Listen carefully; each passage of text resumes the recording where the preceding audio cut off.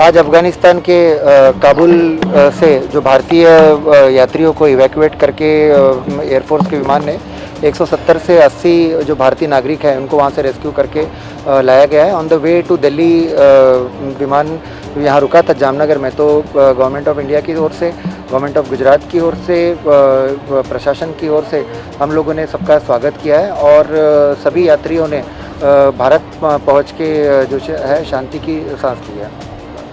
मैं अनूप कुमार गुप्ता, भारतीय तिब्बत सीमा पुलिस बल का एक कमांडो हूँ।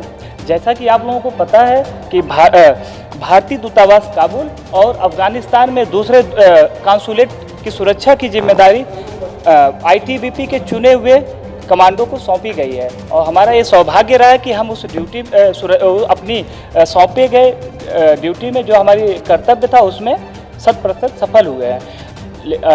इस समय सिचुएशन जो काबुल की है बहुत ही भयंकर थी, परिस्थितियां जो कि बयान नहीं की जा सकती है, लेकिन आईटीबीपी के कमांडो ने अपने कमांडिंग ऑफिसर श्री रविकांत गौतम जी के नेतृत्व में काफ़ी अच्छा किया। वहाँ पे परिस्थितियां ऐसी बन रखी थी कि कभी भी डिप्लोमेट के ऊपर अटैक, कैंप अटैक और कन्वाई अटैक हो सकता था। हमें बहुत ही कम समय मिला, लेकिन हम उस कम समय में भी अपने सीओ के नेतृत्व में अच्छी प्लानिंग किया और सही सलामत हर एक डिप्लोमेट इंडियन को हमने एयरपोर्ट तक जर्नी करके आ पाए। मैं आता हूँ उस पॉइंट पे। तो जो बेसिक चीज़ें हैं कि हमने सही सलामत हर एक डिप्लोमेट जो भी भारतीय दूतावास में थे, जो भी वहाँ पे इंडियन मौजूद थे, उनको हमने सही सलामत एयरपोर्ट तक पहुँचाया। फर्दर यहाँ पे इंडिया तक आए वहाँ पे। तो ये आईटीबीपी के लिए एक बहुत बड़ा अचीवमेंट है कि सही सलामत लाना, बिना किसी क्षति के लाना। जबकि सारी चीज़ें की गई थी, लेकिन यहाँ पे चीज़ें ये हैं कि जो परिस्थितियाँ वहाँ पे थी, परिस्थितियाँ बहुत ही भयानक थी, आप उसकी कल्पना नहीं कर सकते। हम वहाँ पे 2 चरणों में अपने दूतावास के कर्मचारियों को निकाले थे। वहाँ पे 15 तारीख को हमने एक किया, उसमें कुछ कन्फ्लिक्ट भी होने के चांसेस थे जब हम सेकेंड कार्रवाई में आ रहे थे, लेकिन हमारी सूझबूझ की वजह से हमने कोई भी दुर्घटना नहीं होने दी और हम बैक आए। रेस्क्यू में रफली फिगर जो है 200 के करीब है और भी काफ़ी लोग वहाँ पे फंसे हैं, जो कि मुझे एग्जैक्ट डेटा उसका है नहीं, अम्बेसडर सर उसको बाद में बताएंगे। नहीं, हमने अपनी सूझबूझ से फायरिंग तक की नौबत नहीं आने दी। सूझबूझ से हमने उस परिस्थिति को अवॉइड किया, क्योंकि फायरिंग की हम तैयार थे, हर एक परिस्थिति के लिए हम तैयार थे। हम अपने डिप्लोमेट को, दूतावास को, वहाँ पे जो भी इंडियंस हैं उनको बचाने के लिए हर एक कदम के लिए तैयार थे। कुछ भी हो सकता था, लेकिन हमने अवॉइड किया उस सिचुएशन को और सफलतापूर्वक उनको सकुशल ले आए। So the situation was very complicated there. आपने अगर देखा ही है, सब पता ही है आपको। लेकिन जितने भी लोग हैं एम्बेसी के, जितनी टीम है, we have different wings, MEA and other different civilian wings as well and forces as well. सबने एक साथ मिलकर एज अ फैमिली काम किया काफ़ी अच्छे से under the leadership of our ambassador and ECM and other officers. And finally हम एवरी लास्ट पर्सन को लेके आए हैं यहाँ तक बहुत अच्छे से।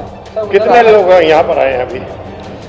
I mean I lost the count of the figure, must be around 140 something. वहाँ पे कैसा माहौल था, कैसा लग रहा है? वहाँ सफरी सब अपना जान बचा रहे, आपको कैसा लगा? भारतीय सेना ने आपको यहाँ पे लाया, कैसा लगा? बहुत अच्छा लग रहा है। We are very thankful to Air Force, to Government of India, very thankful. बहुत अच्छा लगा। अभी और कितने फंसे हो सकते हैं उधर? Like Ambassador said, it's unofficial.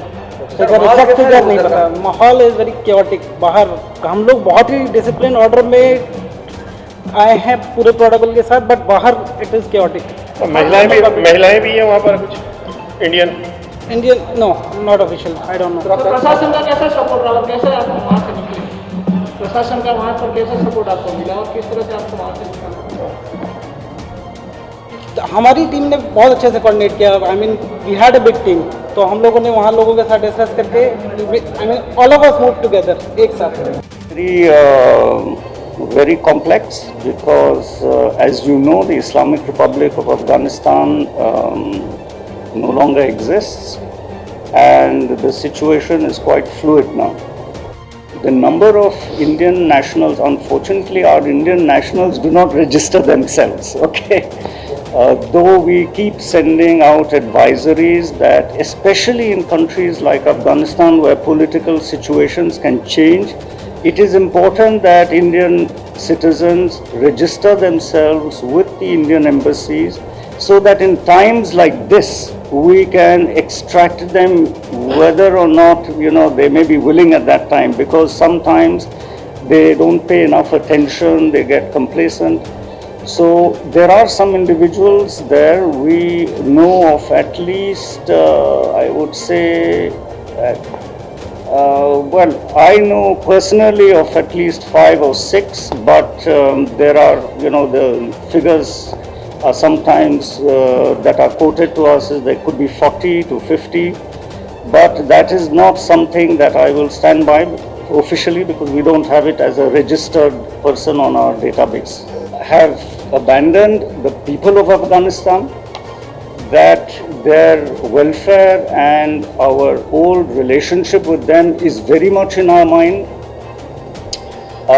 We will going forward try and continue our interaction with them. Of course, I cannot say in exactly what form and manner because the situation there is changing so much. We are also continually monitoring the situation there because there are still some Indian citizens who are there. That is why Air India will continue to run its commercial services to Kabul. That is as long as the airport in Kabul functions. You would have heard that temporarily Air India had to suspend its commercial services. That was because of the conditions that were there in the airport, which did not allow for civilian aircrafts to come. The coverage of the situation in the airport itself is well known to everyone. It was reported internationally. However, we continue to ensure that anyone who is stuck there is somehow brought here, for which the Ministry of External Affairs has opened a help desk which is operating already, and they are now going to, since we are no longer there in Kabul, they will now try and monitor the situation and the state of these various people who, some of whom did contact us but were too far away in areas that were no longer possible to access. But there are many others who continue to work in Kabul city despite the changing situation and then have changed their minds subsequently and will be brought back when the commercial services begin. Thank you very much. That is all. All I can say is it is great to be back. Thank you to the government of Gujarat for making such a warm welcome. It means a lot to us to be back home, so your welcome really has an impact on all of us. And thank you, of course, to the Indian Air Force who flew us out under conditions that are not normal and, of course, is hosting us here after a long, tiresome journey. Thank you very much.